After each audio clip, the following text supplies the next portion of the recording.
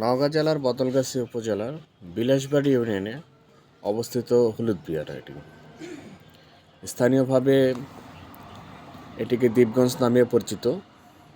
অষ্টম থেকে নবম শতকের পাল আমলের একটি প্রাচীন ও গুরুত্বপূর্ণ প্রত্নতাত্ত্বিক বৌদ্ধ বসতি এটি।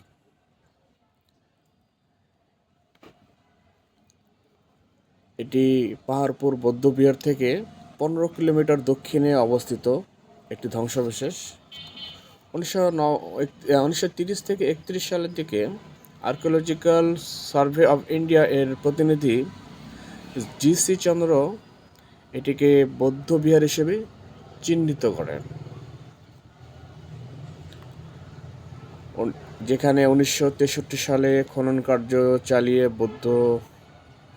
বৌদ্ধের একটি কালো পাথরের মূর্তি, পোড়ামাটির চিত্রফলক ও প্রাচীন মুদ্রার সন্ধান পাওয়া যায়। 1976 সালে এটি বাংলাদেশের প্রত্নতত্ত্ব অধিদপ্তরের সংরক্ষিত স্থান হিসেবে ঘোষণা করা হয়। মাঝখানে আপনারা দেখতে পাচ্ছেন যে যেখানে খনন কার্য পরিচালনা করা হয়েছিল সেখানে এখনও